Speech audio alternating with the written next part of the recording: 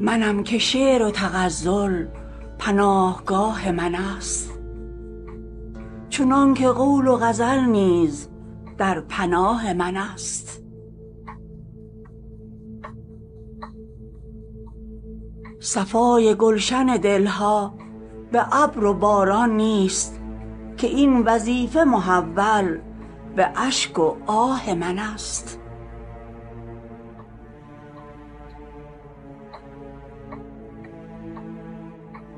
صلای صبح تو دادم به ناله شبگیر، چه روزها که سپید از شب سیاه من است.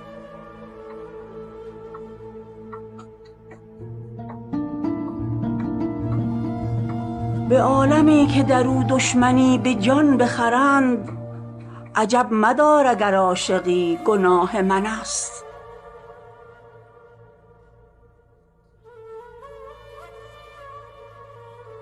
اگر نمانده کس از دوستان من بر جا، وفای عهد مرا دشمنان گواه من است.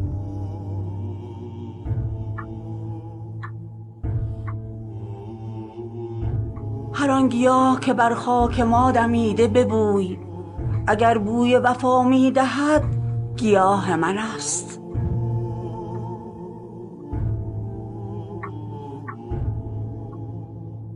کنون که رو به غروب آفتاب مهر و وفاست، هر آن که شمع دلی برافروخت ماه من است.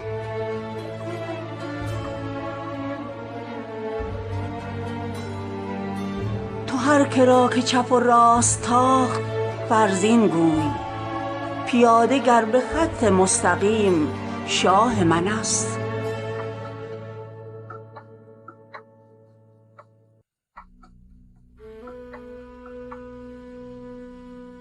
نگاه من نتواند جمال جانان جست، جمال اوست که جوینده نگاه من است.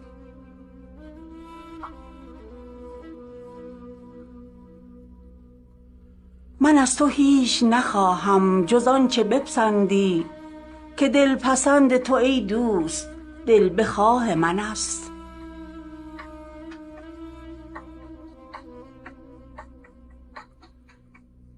چه جای ناله گر آغوشم از سه تار تهی است، که نغمه قلمم شور و چارگاه من است.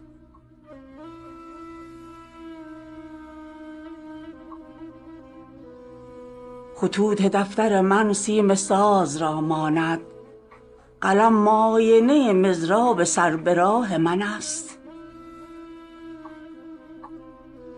کلاه فقر بسی هست در جهان، لیکن نگین تاج شهان در پر کلاه من است. شکستن صف من کار بی صفایان نیست، که شهریارم و صاحبدلان سپاه من است. که شهریارم و صاحبدلان سپاه من است.